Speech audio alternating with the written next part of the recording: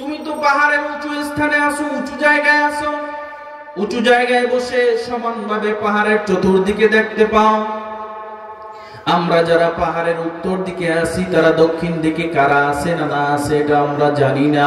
যারা আমরা পশ্চিম দিকে আছি তারা পূর্ব দিকে কারা আছে না না আছে সেটা আমরা জানি না। তুমি যেহেতু উঁচু স্থানে আছো সেহেতু তুমি পাহাড়ের চতুর্দিকে সমানভাবে দেখতে পারো। এজন্য তোমার কথা আমাদের বিশ্বাস করা লাগবে, বিশ্বাস করা প্রয়োজন। কিন্তু আল্লাহর নবী সাল্লাল্লাহু আলাইহি ওয়াসাল্লামের আপন চাচা আবু লাহাব ডাক দিয়া কয়, ও আব্দুল্লাহ সন্তান মুহাম্মদ, তুমি আমাদেরকে এখানে ডাইকা আইনা গুরুত্বপূর্ণ সময় এই জন্যই কি নষ্ট করতেছ?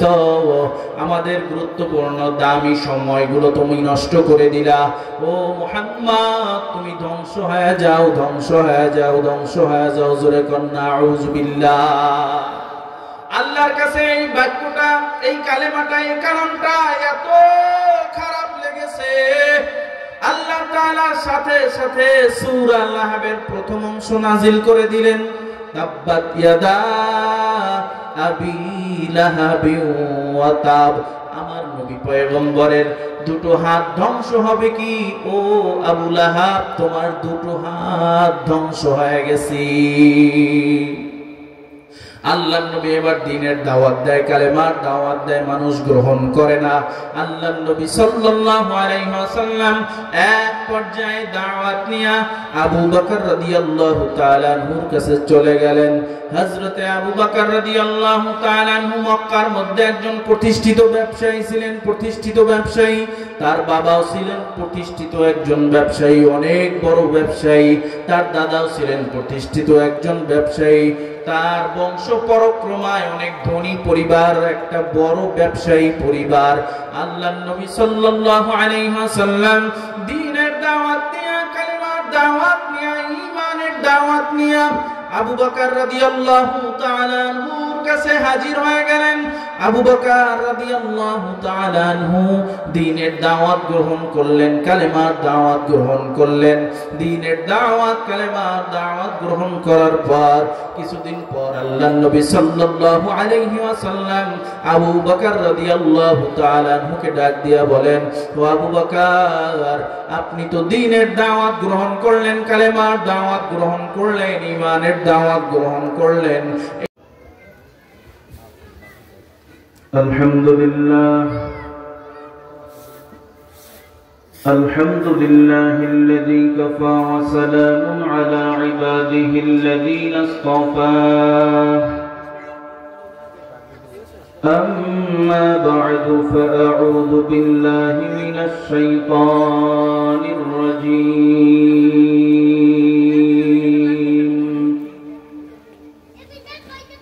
بسم الله الرحمن الرحيم.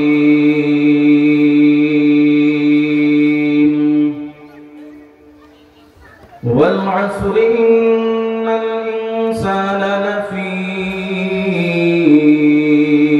خسر إلا الذين آمنوا وعملوا الصالحات وتواصوا بالحق وتواصوا بالصبر. وقال النبي صلى الله عليه وآله وسلم: المسلم من سلم المسلمون من لسانه ويده، أو كما قال عليه الصلاة والسلام. صدق الله مولانا العظيم وصدق رسوله النبي الأمي الكريم، ونحن على ذلك من الشاهدين والشاكرين والذاكرين،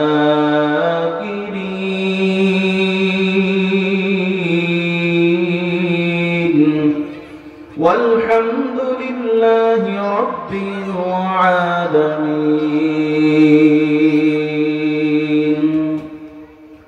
اللهم صل على محمد وعلى وعلى آل محمد كما صليت على إبراهيم وعلى آل إبراهيم إنك حميد مجيد اللهم بارك على محمد وعلى آل محمد كما باركت على إبراهيم وعلى آل إبراهيم إنك حميد مجيد لا إله إلا الله لا إله إلا الله لا إله إلا الله لا إله إلا الله لا إله إلا الله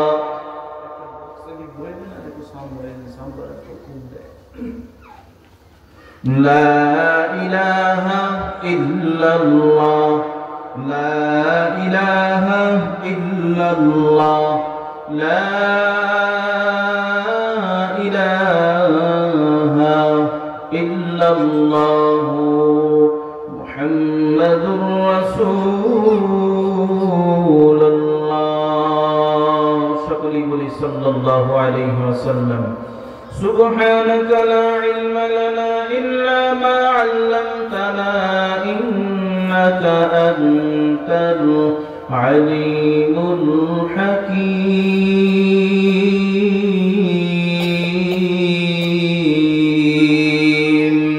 قال رب اشرح لي صدري ويسر لي أمري واحلل عقدة من لساني يفقه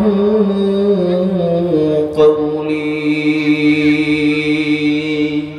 تکبیر میں کلمہ میں نمازوں میں ادا میں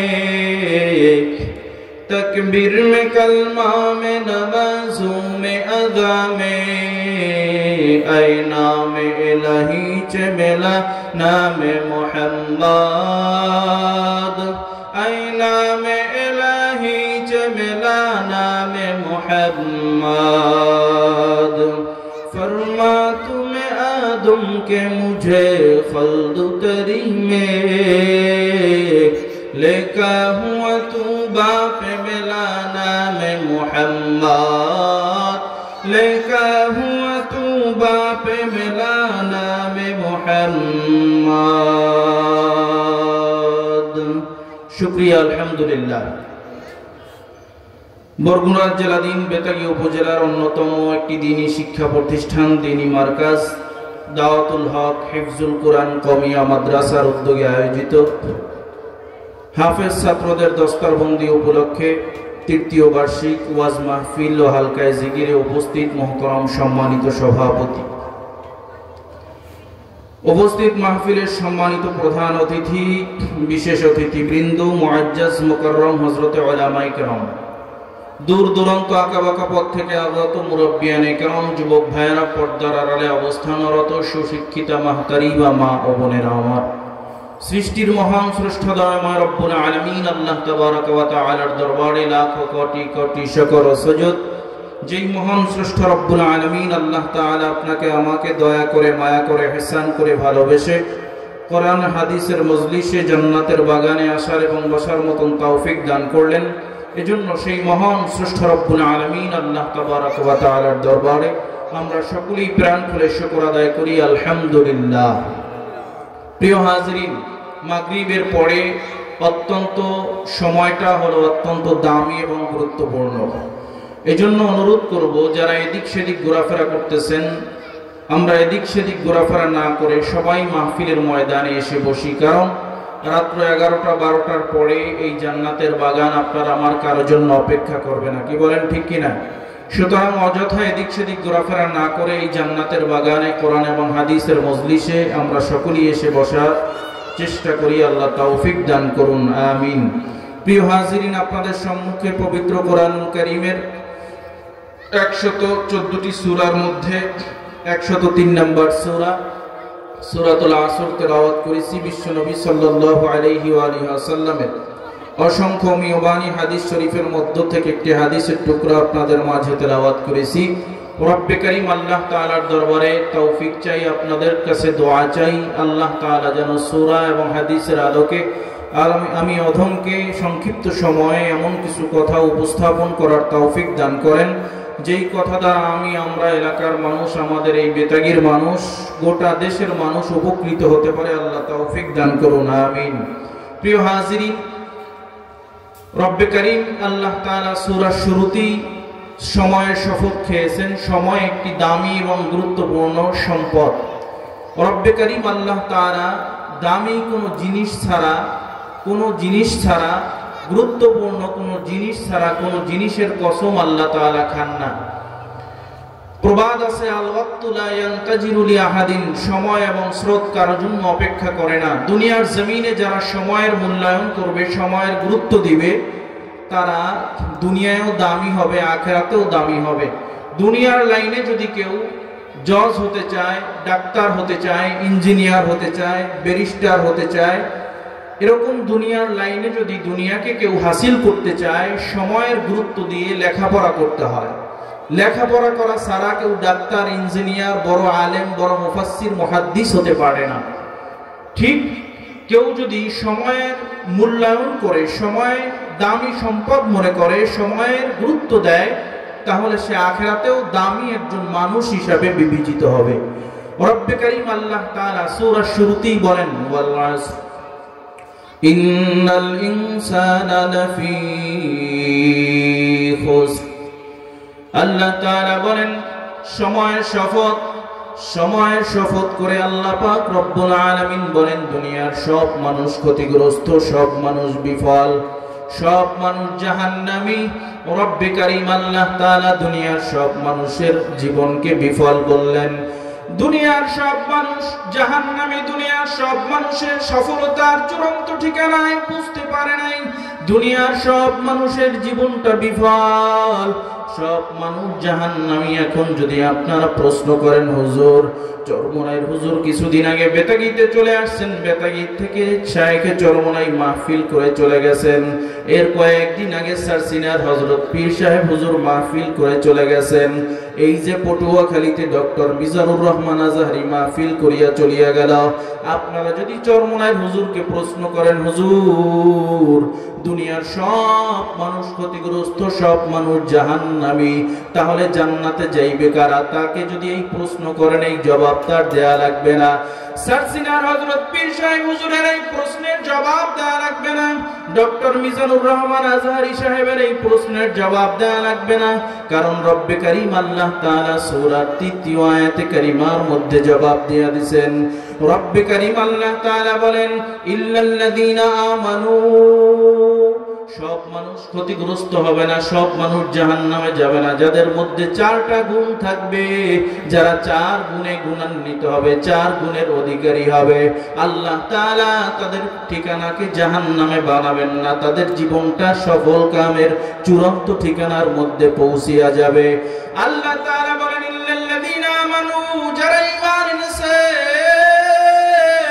মালিক আল্লাহর উপরে, রবের উপরে যারা ঈমান এনেছে, তারা ক্ষতিগ্রস্ত হবে না, তারা জাহান্নামে যাবে না।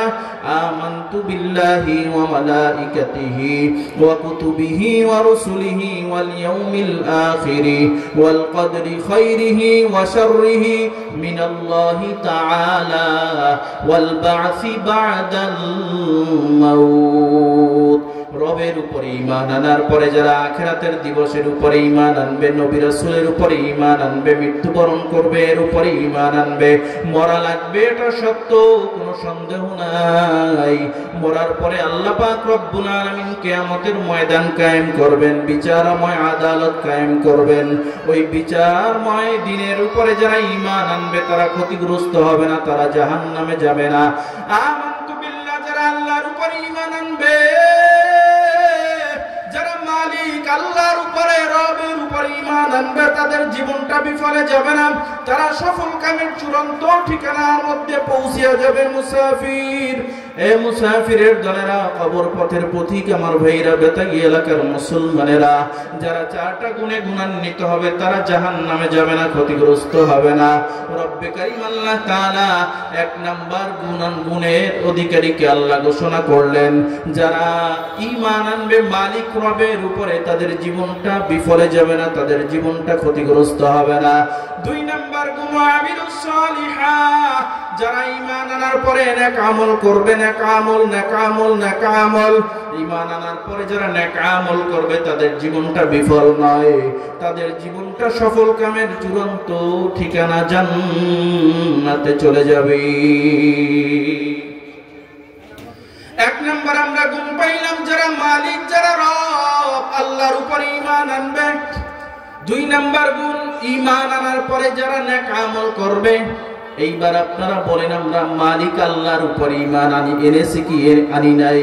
আল্লাহর উপরে আমরা বিশ্বাস স্থাপন করেছি কি করি নাই? আল্লাহর উপরে আমরা সবাই ঈমান এনেছি। মালিক আল্লাহর উপরে ঈমান আনার পরে নেক আমল করার জন্য আমরা আজকে মাহফিলের ময়দানে আসছি। মাগরিবের নামাজে হাজিরা দিছি, আসরের নামাজে হাজিরা দিছি। হায় হায়, এই ঠান্ডার মধ্যে, শীতের মধ্যে ফজরের সময় ওযু করা কত কষ্ট। মালিক আল্লাহর উপরে ঈমান আনার পরে, আল্লাহর ভয়, আল্লাহর মুহাব্বত অন্তরের মধ্যে লালন করার পরে, ধারণ করার পরে, এই ঠান্ডার মধ্যেও, কনকনে শীতের মধ্যে উইঠা ফজরের সময় ওযু বানাইয়া আমরা নামাজের মুসাল্লা বিছাইয়া নামাজের মধ্যে দাঁড়ায়া যাই। ঈমান আনলাম, নেক আমল করলাম। এইবার রব্বে কারীম আল্লাহ তাআলা বলেন, ওয়া তাওয়াসাউ বিল হক। ঈমান আনার পরে, নেক আমল করার পরে যারা হকের উপরে প্রতিষ্ঠিত থাকবে, তাদের জীবনটা সফলতার চূড়ান্ত ঠিকানা জান্নাতে পৌঁছিয়া যাবে। তাদের জীবনটা বিফলে চলে যাবে না, বিফল হবে না, বিফল হবে না। যারা হকের উপরে প্রতিষ্ঠিত থাকবে, যারা হকের উপরে প্রতিষ্ঠিত থাকবে, তারা সফল কাম, তারা সফল কাম। 4 নাম্বার গুণ, ওয়া তাওয়াসাউ বিস সাবর। হকের উপরে প্রতিষ্ঠিত থাকার পরে, ঈমান আনার পরে, নেক আমল করার পরে, হকের উপরে প্রতিষ্ঠিত থাকার পর ঈমানদারের উপরে ঈমানের পরীক্ষা আসবে, বালা মুসিবত আসবে। এই বালা মুসিবতের মধ্যে ঈমানদার ধৈর্য ধারণ করবে, ধৈর্য হারায় ফেলবে না, সবর হারায় ফেলবে না। যারা এই 4 নাম্বার গুণ, সবরের গুণ অর্জন করবে, তাদের ঠিকানা আমার মালিক আল্লাহ জান্নাতের চূড়ান্ত ঠিকানা বানায় দিবে। আমার সূরাতুল আসর রব্বে কারীম আল্লাহ তাআলা কেন নাযিল করলেন? মুহাদ্দিস মুফাসসিরিন ইকরামের শান নুজুল ব্যাখ্যা করেন। রাসূলুল্লাহ সাল্লাল্লাহু আলাইহি ওয়াসাল্লামের উপরে 40 বছর বয়সে হেরা পর্বতে নবুয়ত আল্লাহ তাআলা দান করেন। কোরআনুল কারীম নাযিল করা হয়। কোরআনুল কারীম নাযিল হওয়ার পরে আল্লাহর নবী নবুয়ত পাওয়ার পর এবার দ্বীনের দাওয়াত নিয়া, কালেমার দাওয়াত নিয়া মানুষের মাঝে বারবার কালেমার দাওয়াত নিয়ে যায়। মক্কাবাসীর কাছে কালেমার দাওয়াত নিয়ে যায়। মক্কাবাসীর কাছে কালেমার দাওয়াত নিয়ে যাওয়ার পর মক্কাবাসী এই কালেমার দাওয়াত গ্রহণ করে না, কালেমার দাওয়াত গ্রহণ করে না, প্রত্যাখ্যান করে দেয়। আল্লাহর নবী সাল্লাল্লাহু আলাইহি ওয়াসাল্লাম পাহাড়ের চূড়া স্থানে উঠা, উঁচু স্থানে উঠান মক্কাবাসীদেরকে উদ্দেশ্য কইরা ডাক দিলেন, ও মক্কাবাসীরা, ইয়া আইয়ুহান নাস কুলু লা ইলাহা ইল্লাল্লাহ তুফলিহুন। ও মক্কাবাসীরা, ও আমার বংশের লোকেরা, ও আমার গোত্রের লোকেরা, তোমরা যদি লা ইলাহা ইল্লাল্লাহ এই এক কালেমা গ্রহণ করো, সব মূর্তির পূজা ছাড়িয়া দাও, লাত মানাত উজ্জাতের পূজা তোমরা যদি ছাড়িয়া দাও, এক কালেমা গ্রহণ করো, এক রবের ইবাদত করো, লা ইলাহা ইল্লাল্লাহ তুফলিহুন, তাহলে তোমরা সফলতার চূড়ান্ত ঠিকানায় পৌঁছিয়া যাইবা। এইবার মক্কাবাসীরা সব পাহাড়ের নিচে এসে জমা হওয়া শুরু করলো। আল্লাহর নবী সাল্লাল্লাহু আলাইহি ওয়াসাল্লাম পাহাড়ের চূড় স্থানে বৈশা মক্কাবাসীদেরকে আহ্বান করার পর মক্কাবাসীরা সব আইসা পাহাড়ের চতুর্দিকে জমা হওয়া শুরু করলো। আব্দুল্লাহ সন্তান মুহাম্মদ আমাদেরকে ওই পাহাড়ের নিচু স্থানে ডাকছে। আব্দুল্লাহ সন্তান মুহাম্মদ আমাদেরকে নাকি গুরুত্বপূর্ণ একটা কথা বলবে, গুরুত্বপূর্ণ একটা তথ্য দিবে, গুরুত্বপূর্ণ একটা সংবাদ আমাদেরকে দিবে। সব মানুষরা যখন পাহাড়ের চতুর্দিকে জমা হয়ে গেল, আল্লাহর রাসূল সাল্লাল্লাহু আলাইহি ওয়াসাল্লাম বললেন, ক্বালু লা ইলাহা ইল্লাল্লাহ তুফলিহুন। তোমরা মূর্তির পূজা ছেড়ে দাও, তোমরা মূর্তির পূজা ছেড়ে দাও, এক আল্লাহর গোলামি করো। এবার মক্কাবাসীরা সবাই একসঙ্গে কিছু কিছু মানুষ ডাক দিয়ে বলা শুরু করলো, ও মুহাম্মদ, তুমি কি আমাদেরকে এই জন্যই ডেকেছ? এর আগে আল্লাহর রাসূল সাল্লাল্লাহু আলাইহি ওয়াসাল্লাম বললেন, ও আমার গোত্রের লোকেরা, ও আমার মক্কাবাসীরা, আমি যদি তোমাদেরকে বলি পাহাড়ের অপর পাশে শত্রু বাহিনী সুসজ্জিত অবস্থায় তোমাদের সঙ্গে যুদ্ধ করার জন্য অপেক্ষামান, তোমরা কি তা বিশ্বাস করবা? এবার মক্কাবাসী লোকেরা বলে, ও মুহাম্মদ, তোমার গোটা জিন্দেগিতে কোনো একটা মিথ্যা কথা নাই, তোমাকে আমরা আল আমিন বলে জানি, তোমার থেকে সত্যবাদী এই মক্কার জমিনে আর কেউ নাই। তুমি যদি বলো পাহাড়ের অপর প্রান্তে শত্রু বাহিনী সুসজ্জিত অবস্থায়, ঘোড়ায় সুসজ্জিত অবস্থায় যুদ্ধ করার জন্য অপেক্ষামান, আমরা অবশ্যই বিশ্বাস করব। এবার একদল ডাক দিয়া বলেন, ও আব্দুল্লাহ সন্তান মুহাম্মদ, তুমি তো পাহাড়ের উঁচু স্থানে আছো, উঁচু জায়গায় আছো, উঁচু জায়গায় বসে সমানভাবে পাহাড়ের চতুর্দিকে দেখতে পাও। আমরা যারা পাহাড়ের উত্তর দিকে আছি তারা দক্ষিণ দিকে কারা আছে না না আছে এটা আমরা জানি না। যারা আমরা পশ্চিম দিকে আছি তারা পূর্ব দিকে কারা আছে না না আছে সেটা আমরা জানি না। তুমি যেহেতু উঁচু স্থানে আছো সেহেতু তুমি পাহাড়ের চতুর্দিকে সমানভাবে দেখতে পারো, এজন্য তোমার কথা আমাদের বিশ্বাস করা লাগবে, বিশ্বাস করা প্রয়োজন। কিন্তু আল্লাহর নবী সাল্লাল্লাহু আলাইহি ওয়াসাল্লামের আপন চাচা আবু লাহাব ডাক দিয়া কয়, ও আব্দুল্লাহ সন্তান মুহাম্মদ, তুমি আমাদেরকে এখানে ডাইকা আইনা গুরুত্বপূর্ণ সময় এই জন্যই কি নষ্ট করতেছ? আমাদের গুরুত্বপূর্ণ দামি সময়গুলো তুমি নষ্ট করে দিলা। ও মুহাম্মদ, তুমি ধ্বংস হয়ে যাও, ধ্বংস হয়ে যাও, ধ্বংস হয়ে যাও। জোরে কন্না আউযু বিল্লাহ। আল্লাহর কাছে এই বাক্যটা, এই কালেমাটা, এই কালামটা এত খারাপ লেগেছে, আল্লাহ তাআলার সাথে সাথে সূরা লাহাবের প্রথম অংশ নাজিল করে দিলেন, তাব্বাত ইয়াদা আবি লাহাবি ওয়া তাব। আমার নবী পয়গম্বরের দুটো হাত ধ্বংস হবে কি? ও আবু লাহাব, তোমার দুটো হাত ধ্বংস হয়ে গেছে। আল্লাহর নবী এবার দ্বীনের দাওয়াত দেয়, কালেমার দাওয়াত দেয়, মানুষ গ্রহণ করে না। আল্লাহর নবী সাল্লাল্লাহু আলাইহি ওয়াসাল্লাম এক পর্যায়ে দাওয়াত নিয়ে আবু বকর রাদিয়াল্লাহু তাআলা আনহুর কাছে চলে গেলেন। হযরতে আবু বকর রাদিয়াল্লাহু তাআলা আনহু মক্কার মধ্যে একজন প্রতিষ্ঠিত ব্যবসায়ী ছিলেন, প্রতিষ্ঠিত ব্যবসায়ী। তার বাবাও ছিলেন প্রতিষ্ঠিত একজন ব্যবসায়ী, অনেক বড় ব্যবসায়ী। তার দাদাও ছিলেন প্রতিষ্ঠিত একজন ব্যবসায়ী। তার বংশ পরক্রমায় অনেক ধনী পরিবার, একটা বড় ব্যবসায়ী পরিবার। আল্লাহর নবী সাল্লাল্লাহু আলাইহি ওয়াসাল্লাম দ্বীনের দাওয়াত নিয়ে, কালেমার দাওয়াত নিয়ে, ঈমানের দাওয়াত নিয়ে আবু বকর রাদিয়াল্লাহু তাআলা আনহুর কাছে হাজির হয়ে গেলেন। আবু বকর রাদিয়াল্লাহু তাআলা আনহু দ্বীনের দাওয়াত গ্রহণ করলেন, কালেমার দাওয়াত গ্রহণ করলেন। দ্বীনের দাওয়াত, কালেমার দাওয়াত গ্রহণ করার পর কিছুদিন পর আল্লাহর নবী সাল্লাল্লাহু আলাইহি ওয়াসাল্লাম আবু বকর রাদিয়াল্লাহু তাআলা আনহুকে ডাক দিয়া বলেন, ও আবু বকর, আপনি তো দ্বীনের দাওয়াত গ্রহণ করলেন, কালেমার দাওয়াত গ্রহণ করলেন, ঈমানের দাওয়াত গ্রহণ করলেন, এইবার আপনাকেও একটু দাওয়াতের কাজে সময় লাগানো প্রয়োজন। আমি নবী একা একা মানুষের মাঝে কালেমার দাওয়াত দেই, দ্বীনের দাওয়াত দেই, কেউ কেউ আমাকে তাড়া দেয়, কেউ কেউ আমার উপরে খারাপ আচরণ করে, আমার বংশের লোকেরা আমার বিরোধিতা করে, বিরুদ্ধাচরণ করে। ও আবু বকর, আপনি যদি একটু আমার সঙ্গী হইয়া, আপনি যদি একটু দ্বীনের দাওয়াত, কালেমার দাওয়াত দেওয়ার আমার সঙ্গে একটু শরীক হইতেন, অংশগ্রহণ করতেন, আমার মনোবল বেড়ে যেত, আমার দ্বীনের দাওয়াত দেওয়া আরো সহজ হয়ে যাইত, মানুষের কাছে কাছে যেতে আমি বেশি বেশি পারতাম। আবু বকর রাদিয়াল্লাহু তাআলা চিন্তা করলেন, আমি যেহেতু ইসলাম গ্রহণ করেছি, নবীর হাতে বায়াত গ্রহণ করেছি, কালেমার পতাকার তলে আমি এসেছি, আমারও দ্বীনের দাওয়াত দেওয়া প্রয়োজন, দ্বীনের দাওয়াত দেওয়া প্রয়োজন। তাহলে আমি কি করব, কি করা যায়?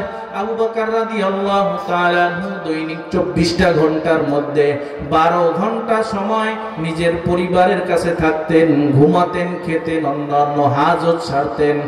আবু বকর রাদিয়াল্লাহু তাআলা আনহু আর বাকি 12টা ঘন্টা ব্যবসা প্রতিষ্ঠান খুইলে ব্যবসা করতেন।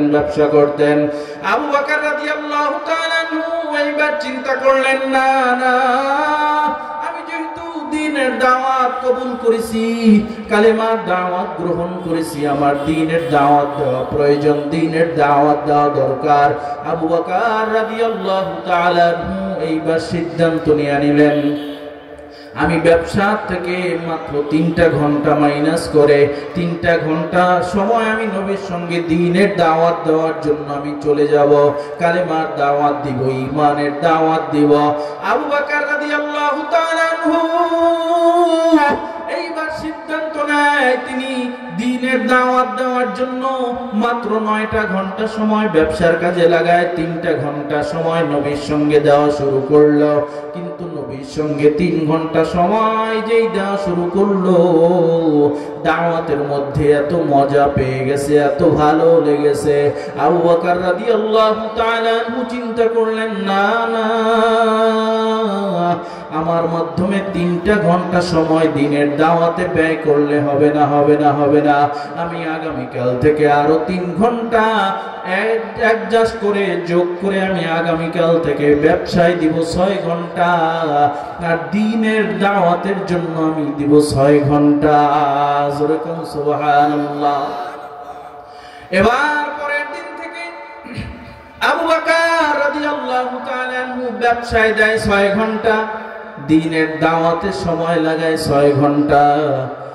আর আবু বকর রাদিয়াল্লাহু তাআলা আনহু দ্বীনের দাওয়াত পরের দিন থেকে নবীর সঙ্গে দিতে গিয়া দ্বীনের দাওয়াতের প্রতি তার এত মায়া, এত মহব্বত, এত ভালোবাসা সৃষ্টি হয়ে গেছে।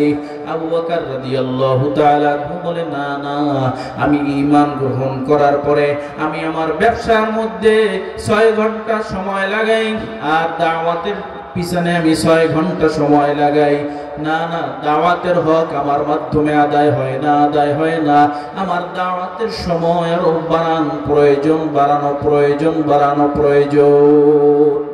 আবু বকর রাদিয়াল্লাহু তাআলা আনহু পরবর্তীতে পরের দিন সিদ্ধান্ত নিয়ে নেয়, না, দ্বীনের দাওয়াত দেওয়ার জন্য, ইসলামের দাওয়াত দেওয়ার জন্য, মানুষদেরকে কালেমার দাওয়াত দেওয়ার জন্য আমার পর্যাপ্ত পরিমাণ সময় দেওয়া হয় না, সময় লাগানো হয় না।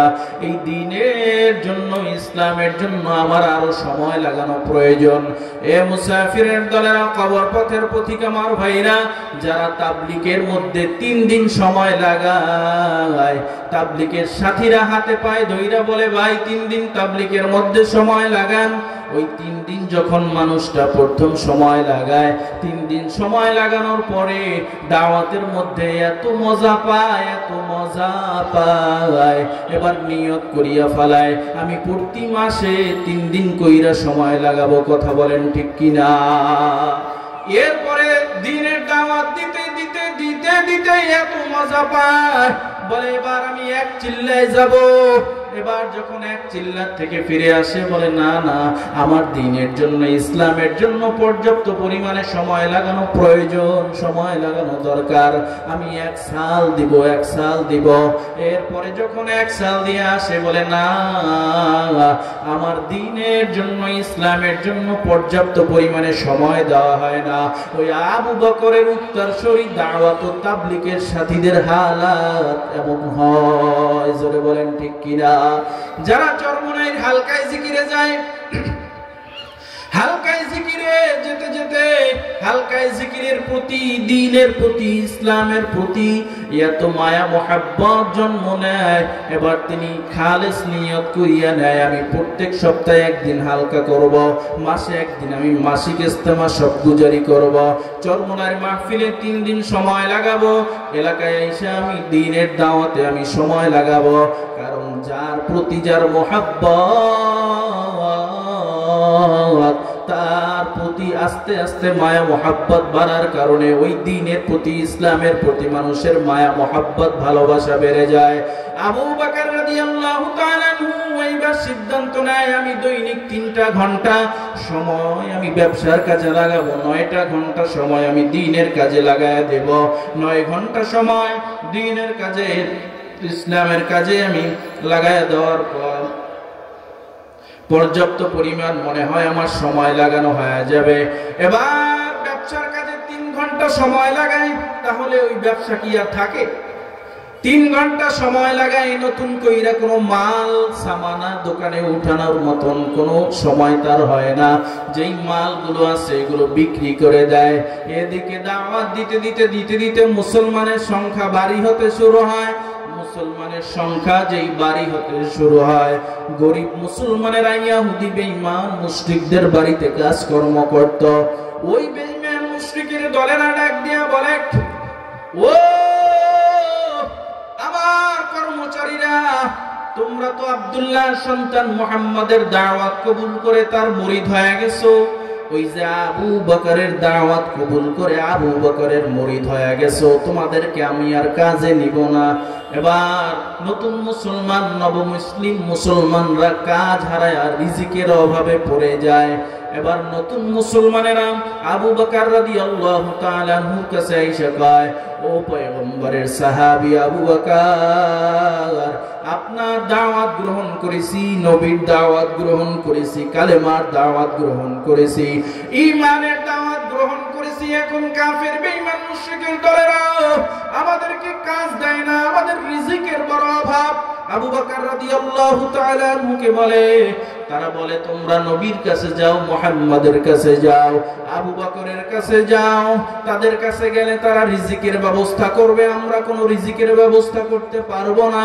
এবার আবু বকর রাদিয়াল্লাহু তাআলা আনহু ওই যে দৈনিক 3টা ঘন্টা সময় ব্যবসার কাজে লাগায়, এই ব্যবসা থেকে যা বেচা বিক্রি হয়, সব টাকাগুলো, সব সম্পদগুলো, সব মালগুলো ওই নতুন মুসলমানদেরকে দান করে দেয়। দান করতে করতে হালত অবস্থা এমন হয়ে গেছে, নতুন যে মাল দোকানে উঠাবে এই টাকা তার নাই। আবু বকর রাদিয়াল্লাহু তাআলা আবার চিন্তা করলেন, আমি যেই পরিমাণে দ্বীনের জন্য, ইসলামের জন্য সময় লাগাই, এটা আমার জন্য পর্যাপ্ত না। আমি ব্যবসার জন্য আল্লাহ আমাকে দুনিয়ায় পাঠায় নাই, এই ব্যবসা আমি আর করব না। সম্পূর্ণ সময়টা আমি দ্বীনের জন্য দিয়া দিব, ইসলামের জন্য দিয়া দিব, ব্যবসা প্রতিষ্ঠান আমি আর রাখবো না। আবু বকর রাদিয়াল্লাহু তাআলা সিদ্ধান্ত নেয়, আগামীকাল থেকে 12 ঘন্টা সময়ের 12 ঘন্টা সময় আমি দ্বীনের জন্য, ইসলামের জন্য দিয়া দিব। আমি আবু বকর আর ব্যবসা করব না, ব্যবসা করব না। পাশের ইহুদি বেঈমান মুশরিকের দলেরা, পাশের ব্যবসায়ীরা, মুশরিক ইহুদিরা, তারা সবাই বলতে শুরু করলো, হায় হায়, আবু বকর ক্ষতিগ্রস্ত হয়ে গেছে, আবু বকরের জীবনটা বিফল হয়ে গেছে। আবু বকর আব্দুল্লাহ সন্তান মুহাম্মাদের মুরিদ হইয়া তার পিছনে পিছনে দৌড়ায়, তার পিছনে পিছনে ঘোরে, তার পিছনে পিছনে দৌড়াইয়া দৌড়াইয়া ব্যবসা প্রতিষ্ঠানকে ধ্বংস করিয়া দিছে। ব্যবসা প্রতিষ্ঠানে সময় লাগায় না, ব্যবসা প্রতিষ্ঠানটা ধ্বংস কইরা আবু বকরের জীবনটাও তো বিফল হয়ে গেল। আবু বকরের জীবনটা তো ক্ষতিগ্রস্ত হয়ে গেছে। আবু বকরের জীবনটা তো বিফল হয়ে গেছে। ইতিমধ্যেই আবু বকর রাদিয়াল্লাহু তাআলা সিদ্ধান্ত নেয়, আমি যেহেতু আর ব্যবসা প্রতিষ্ঠানের মধ্যে সময় লাগাই না, সময় দেই না, তাহলে আমার এইবার ব্যবসা প্রতিষ্ঠানটা বিক্রি করা প্রয়োজন, বিক্রি করা প্রয়োজন। আবু বকর রাদিয়াল্লাহু তাআলা মক্কার মার্কেটের মধ্যে ঢুইকা এলান করে দিছে, ঘোষণা করে দিছে, ও আমার পার্শ্ববর্তী ব্যবসায়ীরা শোনো, আমার মক্কার মধ্যে প্লেস মতো যেই জায়গাটা, যেই দোকানটা তোমরা দেখো, আমি আবু বকর এই দোকানটা বিক্রি করে দিব, এই দোকানটা আমি আর রাখবো না, এই দোকানটা আমি বিক্রি করে দিতে চাই, বিক্রি করে দিতে চাই। এই ঘোষণা শোনার পর আবু বকর রাদিয়াল্লাহু তাআলা আনহুর পাশের দোকানদার এসে বলে, আবু বকর আপনি কত টাকা দিলে আপনার দোকানটাকে আপনি আমার কাছে বিক্রি করে দিবেন? আবু বকর রাদিয়াল্লাহু তাআলা আনহু বলে, আমি এত টাকা চাই, এত টাকা দিলে আমি দোকানটা বিক্রি করে দিব। এবার ইহুদি বেঈমান ডাক দিয়া কয়, না না, আমি একসঙ্গে আপনাকে এত টাকা দিতে পারবো না, আস্তে আস্তে কইরা আমি আপনার টাকা পরিশোধ করব। আবু বকর রাদিয়াল্লাহু তাআলা আনহু বলেন, না না, নগদ আমাকে দিতে হবে, কারণ ইহুদি বেঈমান মুশরিকদেরকে আমার নবী বিশ্বাস করতে নিষেধ করেছেন। ওরা হলো মুসলমানের চিরশত্রু, চিরন্তন দুশমন। ভাইরা আমার, বন্ধুরা আমার, ইসরায়েলের মধ্যে দেখেন নাই ইসরায়েলি সন্ত্রাসী বাহিনীরা কিভাবে আমার মুসলমানদের উপরে নির্যাতন করলো? ওই যে বাইতুল আকসা, বাইতুল মুকাদ্দাসটাকে ওরা কিভাবে দখল করার পায়তারা চালাইলো। আমরাও মুসলমানেরা গত বছর মসজিদের ইমাম, মুয়াজ্জিন, খাদিমরা, ওয়াজ মাহফিলের ময়দানে বক্তা, ওয়াইজিন, মুফাসসিরিরা একযোগে আমরা ঘোষণা দিয়েছিলাম, আমরা ইসরায়েলি পণ্যকে আমরা বয়কট করে দিব, বয়কট করে দিব। বিশেষ করে গত কোরবানিতে দেখছেন আমরা বলছি ইসরায়েলি পণ্যের মধ্যে অন্যতম একটা পণ্য কোকা কোলা, এই কোকা কোলা বয়কট করা লাগবে। আমরা দেখেছি মুসলমানেরা ওই ইহুদি বেঈমান মুশরিকদের পণ্য বয়কট করার কারণে ওই কোকা কোলা দিয়া মানুষ টয়লেট পরিষ্কার করছে। ইহুদি বেঈমান মুশরিকরা মুসলমানের চূড়ান্ত দুশমন, চূড়ান্ত শত্রু। আবু বকর রাদিয়াল্লাহু তাআলা আনহু বলে, না না, আমার নবী ইহুদি বেঈমান মুশরিকদেরকে বিশ্বাস করতে নিষেধ করেছেন, যা দাও, নগদ দাও। এবার নগদ টাকাগুলা ইহুদি বেঈমান আবু বকর রাদিয়াল্লাহু তাআলা আনহুকে দিয়া দেয়। আবু বকর রাদিয়াল্লাহু তাআলা আনহু চুক্তিনামায় চুক্তি কইরা দোকানটা তার কাছে বিক্রি করে দেয়। আর ইহুদি বেঈমান ওই ব্যবসায়ী সব ব্যবসায়ীর সঙ্গে বলা শুরু করলো, দেখছো আবু বকর মুহাম্মাদের মুরিদ হয়ে জীবনটা তো বিফল বানায় ফেললো, ধ্বংসের দ্বার প্রান্তে নিয়ে গেল। ব্যবসায় সময় লাগায় না, বুঝলাম বাপ দাদার প্রতিষ্ঠান, এই ব্যবসা প্রতিষ্ঠানটাকে আবু বকর বিক্রি কইরা আবু বকর তো ধ্বংসের চূড়ান্ত ঠিকানায় পৌঁছে গেল। আবু বকরের জীবনটা তো বিফল হয়ে গেল, বিফল হয়ে গেল, বিফল হয়ে গেল। আবু বকর রাদিয়াল্লাহু তাআলা আনহু ব্যবসা প্রতিষ্ঠান বিক্রির টাকা নিয়া এবার নবীর দরবারের দিকে রওনা দেয়। নবীর দরবারের দিকে রওনা দিতেছে, হাঁটতেছে, পথিমধ্যে যাইতেছে, পথ দিয়ে হাঁটতেছে, হাঁটতেছে, হঠাৎ করে শুনে হাউ মাউ করে কে যেন কান্না করে, আর ডাক দিয়া বলে, আল্লাহু আহাদ, আল্লাহু আহাদ, আল্লাহু আহাদ, আল্লাহু আহাদ। আবু বকর রাদিয়াল্লাহু তাআলা পাশে তাকায় দেখে উমাইয়া বেঈমানের দল বেলাল রাদিয়াল্লাহু তাআলা আনহুর উপরে নির্যাতনের স্টিম রোলার চালায়া দেয়। আল্লাহর নাম বেলাল রাদিয়াল্লাহু তাআলা আনহু যত তার উপরে নির্যাতন করা হয়, নির্যাতনের স্টিম রোলার চালানো হয়, বেলাল রাদিয়াল্লাহু তাআলা আনহু তত জোরে জোরে জোরে জোরে আল্লাহর নাম জবানে নিতেছি।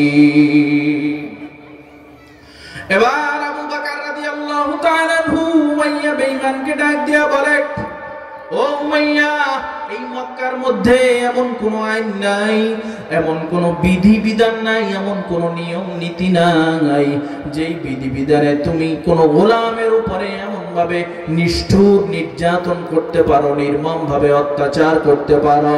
এমন কোন নিয়ম কানুন বিধি বিধান নাই। তুমি কোন বিধি বিধানের উপরে এই বেলালের উপরে এভাবে নির্যাতন করো, নির্যাতনের স্টিম রুলার চালায়া দাও। এবার আবু বকর রাদিয়াল্লাহু তাআলা মুকে উমাইয়া বেঈমান ডাক দিয়া বলে, ও আবু বকর, আপনার যদি এত মায়া হয়, বেলালের জন্য যদি আপনার এত মহব্বত হয়, এত ভালোবাসা হয়, তাহলে বেলালকে আপনি কিনে নিয়ে গোলাম থেকে আজাদ করে দেন। এত যদি মায়া হয়, এত যদি মহব্বত আর ভালোবাসা বেলালের জন্য, এত যদি দরদ হয়, তাহলে বেলালকে আপনি কিনে নিয়ে আজাদ করে দেন। আবু বকর রাদিয়াল্লাহু তাআলা আনহু বলে, ও উমাইয়া বেঈমান, তুমি কত টাকা চাও? কত টাকা দিলে বেলালকে তুমি মুক্ত করে দিবা? বেলালকে কত টাকা দিলে তুমি আজাদ করে দিবা? এবার উমাইয়া বেঈমান সুযোগ বুঝে ঝোপ বুঝে কোপ দিয়া ফেলায়। এক গোলামের পরিবর্তে 3 গোলামের টাকা হাঁকায়া ফেলায়। আবু বকর রাদিয়াল্লাহু তাআলা আনহু বিন্দু পরিমাণে দেরি না করে, অপেক্ষা না করে পকেট থেকে টাকাগুলা বের করে বলে, উমাইয়া ধর নে, এই টাকাগুলা তোকে দিয়ে দিলাম, তুই বেলালকে আজাদ করে দে, আজাদ করে দে। এবার দোকান বিক্রি সব টাকাগুলা দিয়া বেলাল রাদিয়াল্লাহু তাআলা আনহুকে কিনে নেয়। বেলাল রাদিয়াল্লাহু তাআলা আনহুকে কিনে নিয়া আবু বকর রাদিয়াল্লাহু তাআলা আনহু গোলাম থেকে আজাদ করে দেয়। বেলাল রাদিয়াল্লাহু তাআলা আনহুকে নিয়া নবীর দরবারের দিকে রওনা দিয়ে চলে যায়। এবার কাফের বেঈমান মুশরিকের দলেরা বলে, হায় হায়, আবু বকর রাদিয়াল্লাহু তাআলা তো পুরাই ক্ষতিগ্রস্ত হয়ে গেছে, তার গোটা জীবনটা তো বিফল হয়ে গেছে, ধ্বংসের দ্বার প্রান্তে চলে গেছে, ধ্বংসের দ্বার প্রান্তে চলে গেছে। দোকান বিক্রির যেই টাকাগুলো ছিল, এই টাকাগুলো দিয়াও বেলালকে কিনে নিয়ে আজাদ করে দিছে। নবীর দরবারে আবু বকর রাদিয়াল্লাহু তাআলা আনহু চলে যাওয়ার পরে এইবার আল্লাহর নবীকে আবু বকর রাদিয়াল্লাহু তাআলা আনহু প্রশ্ন করে, ও পয়গম্বর, কাফের বেঈমান মুশরিকের দলেরা তারা একসঙ্গে একযোগে এক সুরে বলা শুরু করলো, আমার জীবনটা নাকি বিফল হয়ে গেছে, আমার জীবনটা নাকি ধ্বংস হয়ে গেছে, আমি নাকি ধ্বংস হয়ে গেছি, আমার জীবনটা নাকি বিফল হয়ে গেছে। ও পয়গম্বর, আসলে কি আমার জীবনটা বিফল হয়ে গেল? আমি দ্বীনের জন্য, ইসলামের জন্য আমার সব কিছু ত্যাগ কইরা শেষ পর্যন্ত ব্যবসা প্রতিষ্ঠানটাকেও বিক্রি করে আমি আপনার দ্বীনের জন্য, ইসলামের জন্য দান করে দিলাম। ও পয়গম্বর, আসলে কি আমার জীবনটা বিফল হয়ে গেল? আল্লাহ তাআলা জিবরিলকে পাঠাইয়া আয়াত নাযিল করে দেয়, ও পয়গম্বর, আবু বকরকে আপনি জানাইয়া দেন, সময়ের শপথ, দুনিয়ার সব মানুষ ক্ষতিগ্রস্ত, সব মানুষ জাহান্নামী, সব মানুষের জীবন বিফল, কিন্তু 4 গুণওয়ালা মানুষের জীবন বিফল না। যারা ঈমান আনবে, যারা নেক আমল করবে, যারা হকের উপরে প্রতিষ্ঠিত থাকবে, যারা হকের উপরে প্রতিষ্ঠিত থাকার পর যারা সবর ধৈর্য ধারণ করবে, তাদের জীবনটা বিফল না, তারা সফলতার চূড়ান্ত ঠিকানায় পৌঁছিয়া যাবে। ও পয়গম্বর, আবু বকর ঈমান এনেছে, আমি মালিক, আমি আল্লাহর উপর ঈমান আনার পর আবু বকর দান সৎকার আমল করে তিনি নেক আমল করেছে, নেক আমল করেছে। আর কাফের বেঈমান মুশরিকের দলেরা আবু বকরকে বলে যে তার জীবনটা বিফল, তার জীবনটা বিফল। এই কথা শোনার পরেও আবু বকর দান সৎকার আমলের উপরে প্রতিষ্ঠিত আছে, হকের উপরে প্রতিষ্ঠিত আছে। এবার আবু বকরকে আপনি 4 নাম্বার গুণে গুণান্বিত হতে বলেন। আবু বকর যদি সবর ধৈর্য ধারণ করতে পারে, তাহলে আমি আল্লাহ তাআলা তার ঠিকানা, সফলতার চূড়ান্ত ঠিকানা জান্নাতে বানায় দিব। ভাইরা আমার, জান্নাতের সার্টিফিকেট প্রাপ্ত 10 জন সাহাবী,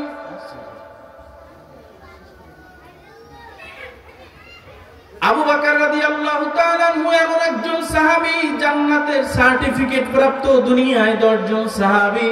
এর মধ্যে প্রথম নাম্বার হলো আশারায়ে মুবাশশারার সদস্য হলেন আবু বকর রাদিয়াল্লাহু তাআলা আনহু। ভাইরা আমার, বন্ধুরা আমার, যা কিছু আলোচনা করলাম আল্লাহ তাআলা এই 4 গুণে আমাকে সহ সবাইকে গুণান্বিত হওয়ার তৌফিক দান করুন, আমিন। ওয়া আখির দাওয়ানা আলহামদুলিল্লাহি রাব্বিল আলামিন। আসসালামু আলাইকুম ওয়া রাহমাতুল্লাহি ওয়া বারাকাতুহু।